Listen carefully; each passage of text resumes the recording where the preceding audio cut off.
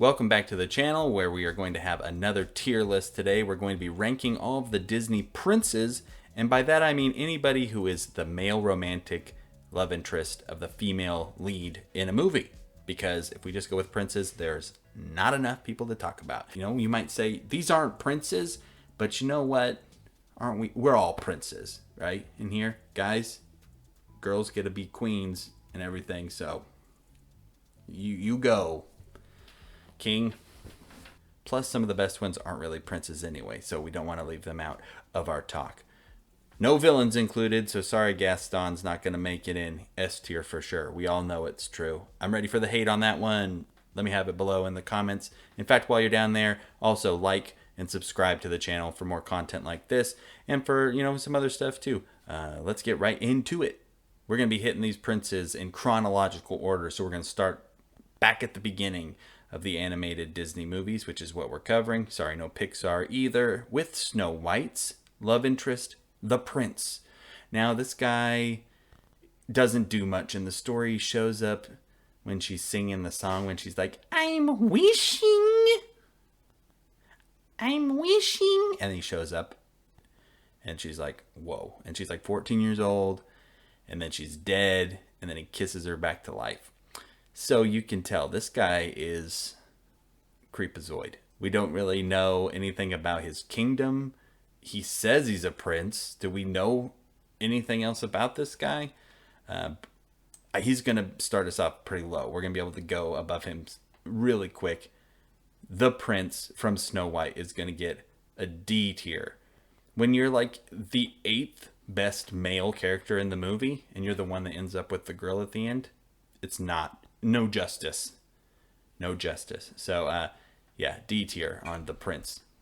Next up, we have another character who people call the prince. It's Bambi. He's the prince of the forest. That wimpy deer? Yeah, he's the love interest of Pauline, who I guess is the female lead, but we're going to count him anyway. Here's the thing. We know that people like Bambi, so he's automatically better than the prince because he has interactions with characters besides just the female deer who falls in love with him. And so I'm going to put him in C tier because he's strong enough maybe to fight off other deer, but we've shown that he's ineffective at protecting the women he loves. You know what? Actually, I'm going to bump Bambi up to B tier because we know he actually cares about this girl. He gets smitten. Why, don't you know?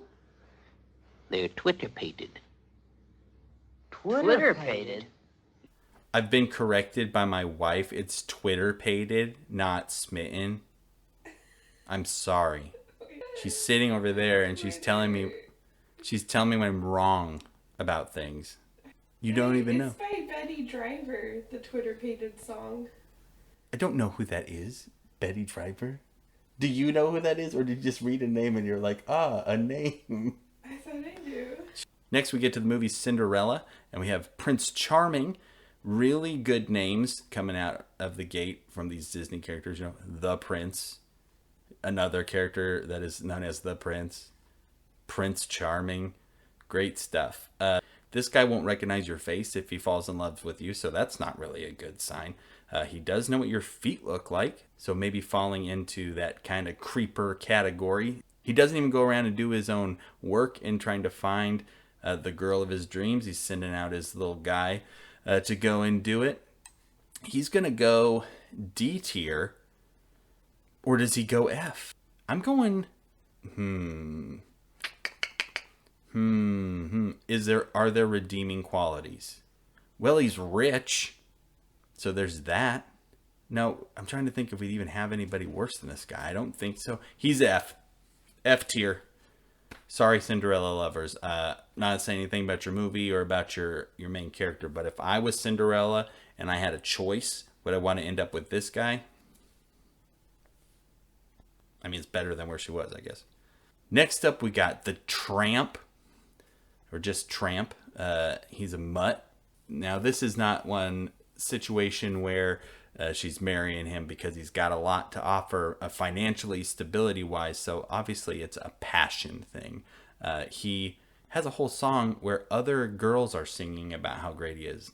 He's a tramp, and I love him, like that. So if you got like other characters singing about how great the male love interest is, then you're doing all right. Plus the iconic pasta eating scene, he sees that romantic moment and he's not afraid to go for it. And I can't speak for, the ladies out there, but I think that's what I want. I like it when people spontaneously show me how they feel, and he's not afraid to go for it. And he reads the room properly on that one. And they seem very happy together, especially for a couple dogs. So maybe it's easier to be happy and be a dog. I don't know. Yes, it is. Yes, I do know. It's easier to be a dog and be happy. He's going to be an A tier. We're going to go Tramp A tier. Prince Phillip from the movie Sleeping Beauty is going to be another A tier. He's going to go ahead of Tramp. I do think that they get a couple more scenes than Prince Charming and Snow White do. But then also he goes and fights a giant dragon to save not just the princess, but also to save like everybody in the kingdom who's fallen asleep. And so that's pretty big stuff. Not really something that he had to do. I imagine he could have just rode out of the kingdom and let Maleficent just kind of do her thing. But he's like, I'm going to go in there. I'm going to use this magic sword and this magic shield these fairies gave me. I'm going to fight that dragon. Ooh, wait. We got to knock him down at least one level. Wait. Oh, wait. Maybe we don't. I'm trying to remember in Sleeping Beauty. Because this guy gets a bad rap because he kisses a sleeping lady. The difference is, I think that maybe he knows that's how he needs to break the spell. Like, roll the clip. If there's a clip where they say it, roll it right here. To wake his love with love's first kiss. So with that being said, we're going to keep Phillip at an A tier. Way to go, Phillip. You did it. Pongo is another dog on the list. The dog male main character from 101 Dalmatians. Pongo is, a fine enough character, but when it comes to like a romantic partner, what is he bringing to the table? First off, again, he's just a dog, so not bringing a lot. But they seem happy, but he doesn't do anything really even to save the kids proactively. I guess they do kind of go off after the kids. You want somebody who's gonna help take care of your kids if you're gonna be married to somebody. You're not going to pick somebody who's just like, that's your job, I'm not doing my part at all. But like their kids get kidnapped and he participates. We're gonna move him up. We'll move him up to a B. We'll put him at a B. I think that's good for Pongo. Roger is the human male main character in 101 Dalmatians, and something I like about Roger is he writes a song about how evil Cruella de Vil is, and if I'm remembering right, that's his wife's boss, and so that's the kind of guy you want to be married to, right? Who's gonna like dunk on your boss all the time, like, and make songs about it so you can laugh about how evil she is. Though to be fair, if you're working with somebody who is that evil, maybe you should look for a different job. But Roger is cool, but he does even less than Pongo does. So I'm very comfortable putting Roger at C tier, perfectly acceptable from what we've seen from him. Maybe he's just like a real good guy and he's going to be able to, prove that in a longer period of time. But the amount of screen time he has in 101 Dalmatians isn't impressed me too much, but he's definitely not bad. Next up, we got Thomas O'Malley, the alley cat. He is from the Aristocats, and he gets to do a lot of fun singing, and he ends up with the lady cat at the end. He is marrying up, a lot like the Tramp. He was homeless and just kind of hanging out with his friends all the time, but then, he gets all like prim and proper once he gets adopted. So he's going to be right below Roger. Sure, cats are almost getting killed in this movie, but it's not like they're in like that much danger. The guy they're going up against, it's not like Prince Philip where they're fighting a dragon. They're fighting like some stupid butler guy, and that's not really a problem. Up next, we got Robin Hood, who I'm going to put A tier also. He's not going to quite make it to S tier for me. But why not? You know what? I take it back. He is going to make it to S tier. Just trying to think if there's a reason not to put him up there. This guy's selfless. He is not just for, Maid Marian, but for everybody in the kingdom, and wanting to do what's right to help them, and loyal to the real king, and he's got good buddies who are encouraging him to be the best him that he can be, and especially when it comes to being a good partner and everything, and that's what you want if you're looking for a spouse or a romantic partner, is to have somebody who the people that are with them to be supportive of that too. And he's got Little John, he's got the priest, these guys who he's hanging out with, and they're very supportive, and want to encourage him to to have that romantic relationship and to have that love. So that's nice, right? And they make a good team, and all of that's good stuff. And plus, for a fox person, he's got a lot of swagger, a lot of confidence, and that's an attractive feature too. I will stop there. S tier. Now here's the thing though. Robin Hood is very talented and, again, confident. And so when he does these things, it's because he thinks he could do them. And that is, that's good. That's cool. But he isn't overcoming himself. But you know who does do that?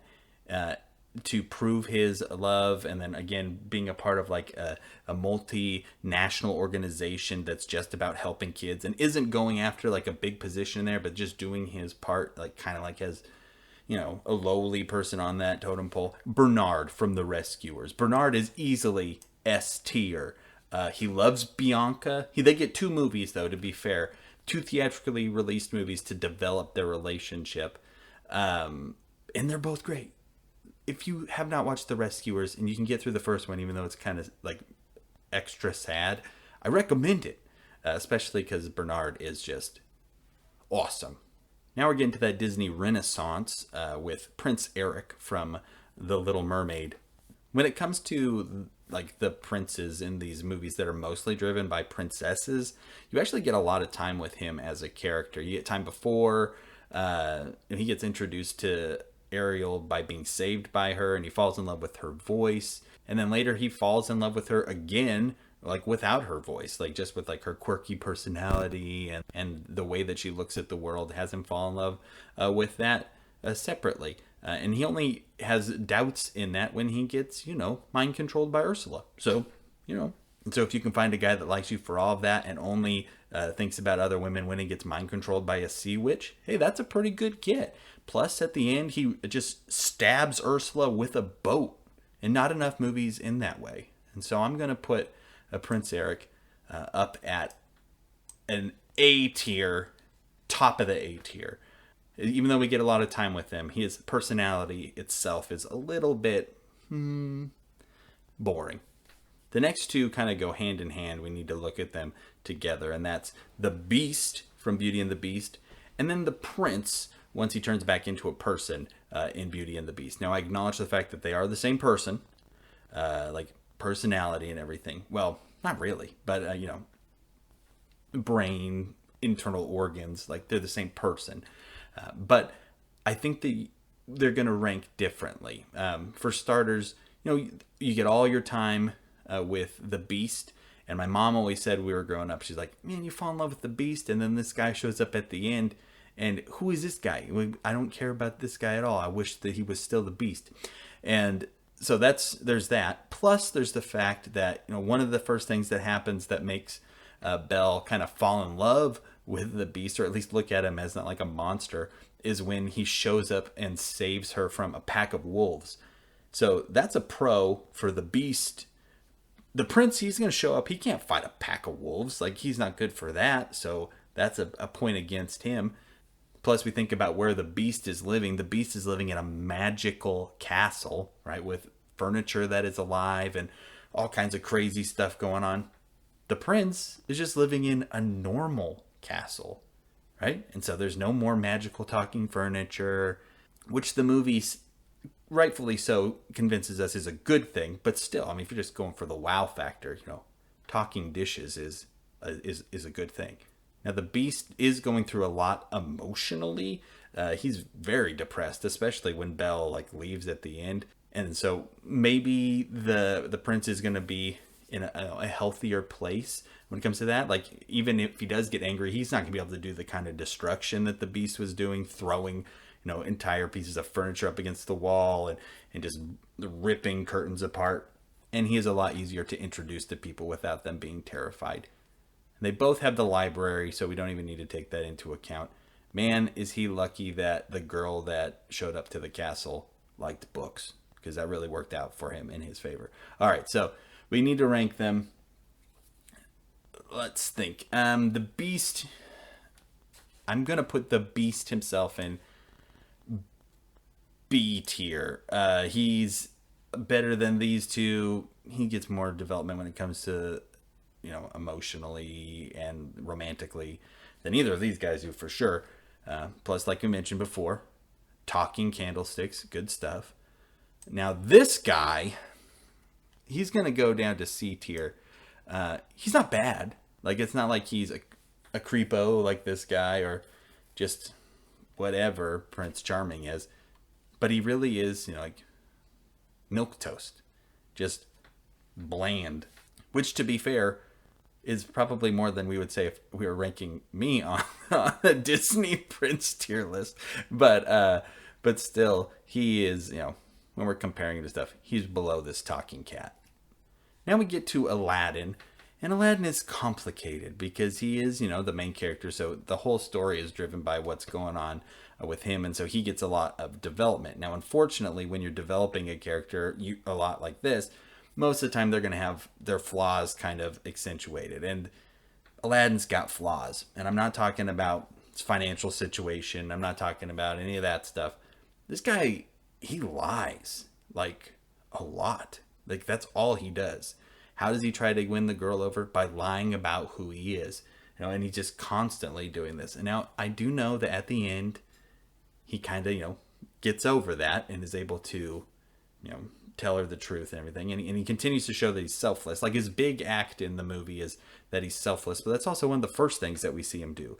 Like, giving up something that he had for somebody else. And so it's just a bigger version of him giving bread to the kids at the end, like freeing the genie. So I don't know, like, as Jasmine, I might be a little hesitant to, like, is he still going to tell me the truth? Was he only doing that at the end because, we were all going to die? When it's inconvenient for him next to be honest with me, is he going to take the easy way out? Or is he going to, do the tough thing and put our relationship first? Is Aladdin ready to do that? And I think that's why it takes them 2 more movies to get married. She needs to know for sure. And good on Jasmine for that. They don't get married at the end of this movie. She gets to get married when she's ready. And so, with all of that being said, he doesn't have the genie anymore, so we don't need to take that into account. He does have a flying carpet and a monkey. So that is. Does he have the flying carpet? Is that fair to say? The flying carpet seems to be a sentient being. I don't think we should put ownership of the flying carpet on anyone. He's friends with the flying carpet. Flying carpet is a good friend to have. He doesn't need to eat anything. Does he need to eat anything? It's because he's magic. That's why he doesn't need to eat. Okay.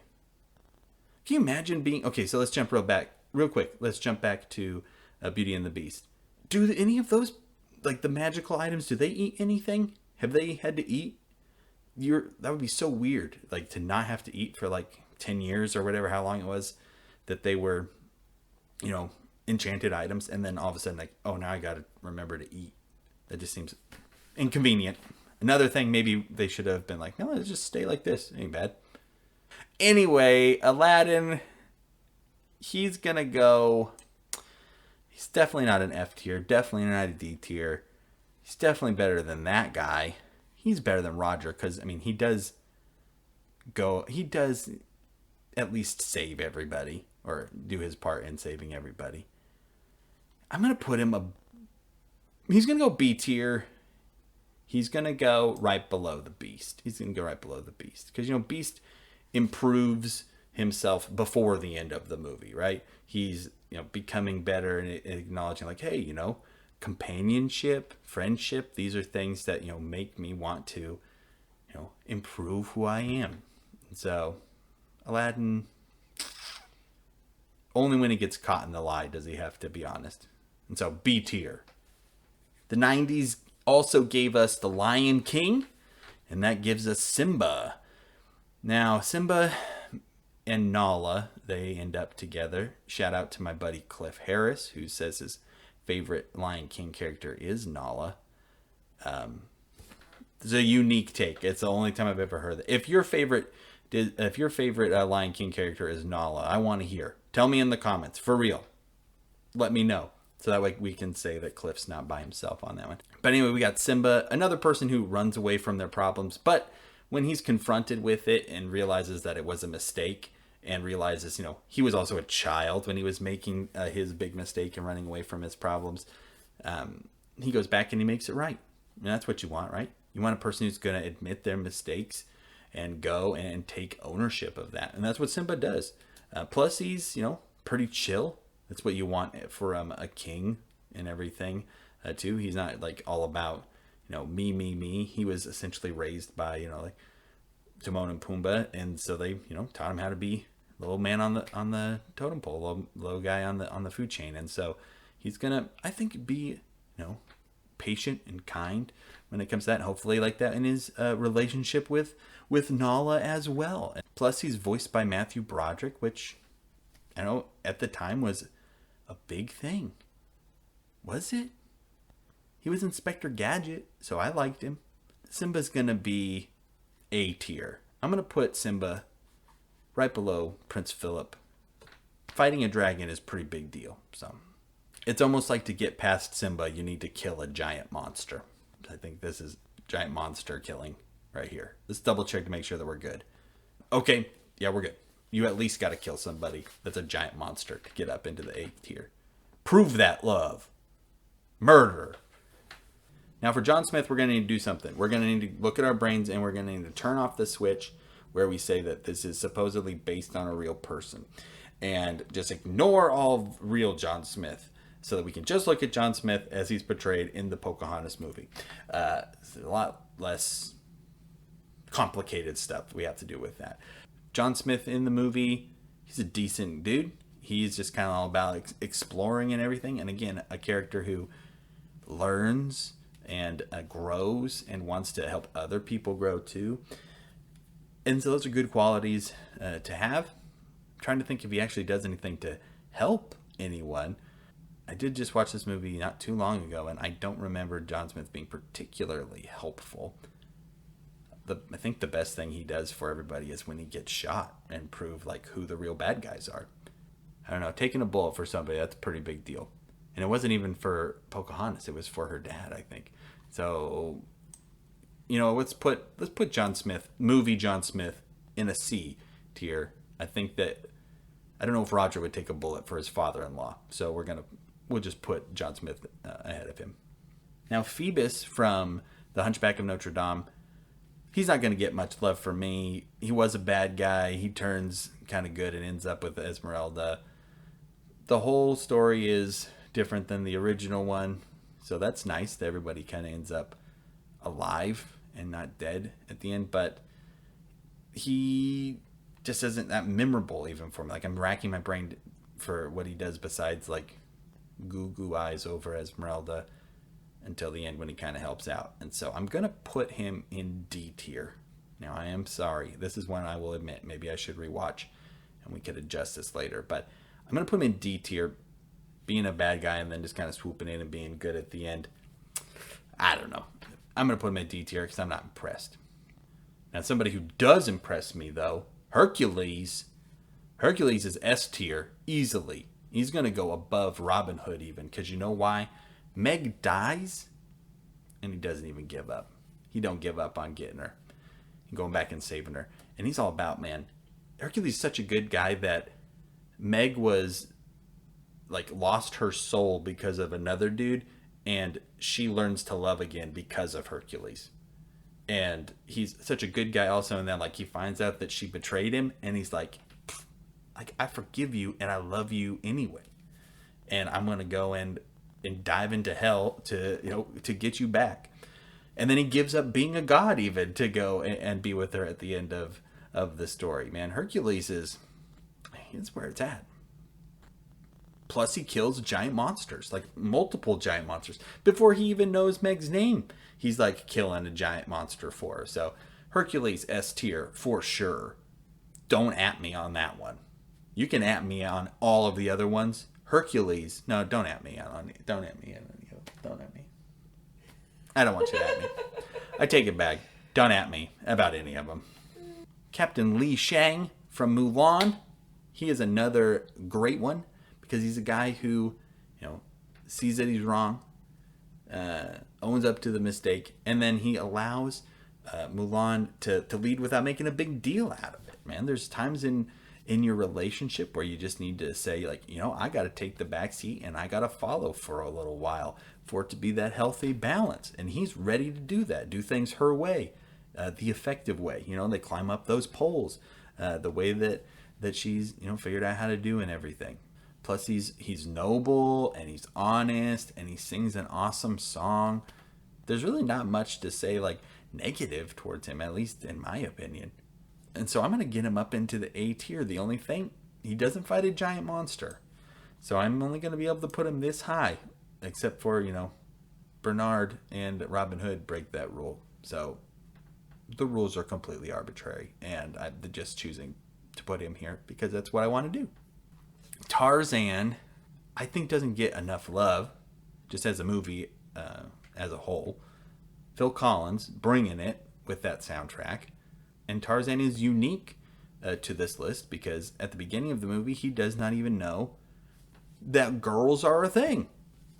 And then he finds out. And luckily, it's just one of those circumstances, just like the Beast.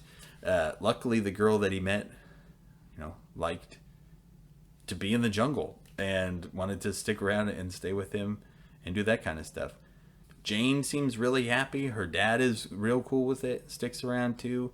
Tarzan is got a lot of responsibilities on his shoulders at the end of the movie, but he seems up to the challenge. He's been trying to impress his daddy issues, but he seems to genuinely care about, Jane and her family and then his family. And that seems, it's decent. That's good. It's more than we can say about this guy, Prince Charming, right? What do we even know about this guy? So we got to think where to place Tarzan. He's definitely better than everybody in C tier. He's better than Bambi, who is definitely placed too high on this list, right? Is Bambi too high? I'm going to move Bambi down to C tier. It's just moving one spot, but I think it makes B tier stronger if Bambi's not there. And we're just going to put Tarzan right above Pongo. So yeah, that's where Tarzan's going to end up, B tier, below Aladdin. He doesn't do much growing, to be fair. We're uncertain and unconvinced on Aladdin's growth. At least I am. But, Tarzan, good dude. B tier. Aladar from Dinosaur is next up. And, it's not very clear to me how good Aladar is as a catch. If I'm a human being, I don't want to marry a dinosaur. And if I'm a dinosaur, is Aladar good enough to be, keeping me safe, keeping the eggs safe? He seems to be doing a pretty good job at it. So let's go ahead and we'll just put him, because I don't have much to say about Aladar. We'll put him at the bottom of C tier. We get one of Disney's animated, lowest ranking movies when it comes to, popularity, at least, just in the main canon of things. With Atlantis, The Lost Empire. We get Milo Thatch, and voiced by Michael J. Fox. Again, great voice. This is a guy who has to grow into the hero and everything that he becomes, because he's definitely a scaredy cat and just a bookworm at the beginning. But by the end, he's fighting the bad guy and flying on, weird fish cars and all kinds of stuff. And it's good. You want a guy who's going to step up to the plate. And so we're going to give Milo up here, right below Tarzan. We'll go right below Tarzan. Lilo and Stitch. Lilo doesn't have a love interest. She is a little child. But her sister Nani has David, who is crushing on her real hard. But she's real busy because she's having to raise her sister. And, he's persistent in that he lets her know he's interested. But, he respects when she says, like, no and everything, which is the bare minimum of what we should be expecting from people, them respecting your choices. But he is there when she needs him, and he's there to support. And we see that they, it seems to be that they become a happy couple as the movie is, finishing out, and they got all the pictures and everything. Even if they're not a couple, he's there and supporting, like, the family group that they've created. And David's hardworking. He's got a job, which is more than we can honestly say about, a lot of the people on this list.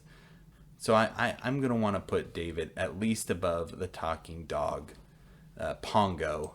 I'm actually going to put David, because he's a realistic good dude, right? He hasn't had to go and do anything too crazy, but he's there and he cares.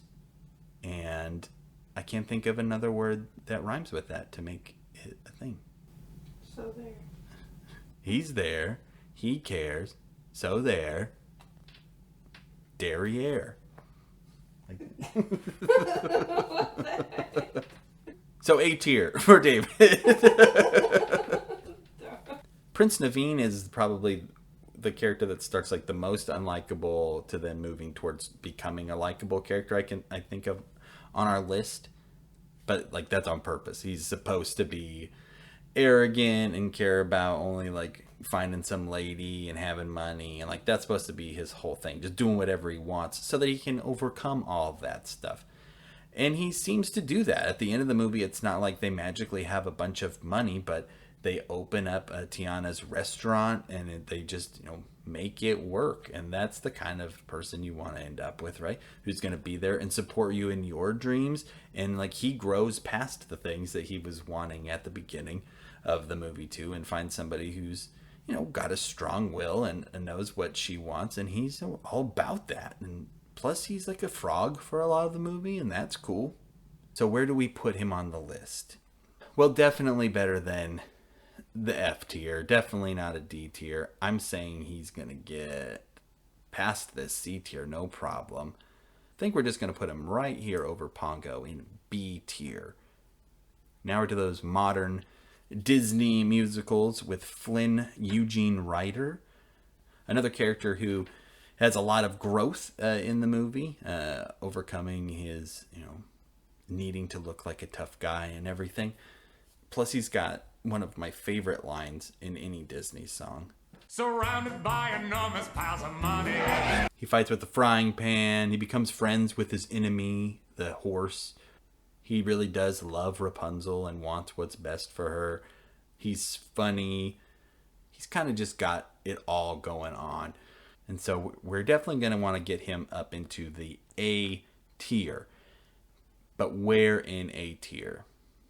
We're going to say right here. That's where. There you go. Never mind. That was easy. And then finally we have Kristoff. I like Kristoff. Some people say he's boring, but that's okay because I'm boring. He's dependable, hardworking, and he talks to his pet reindeer. He is the millennial Disney prince.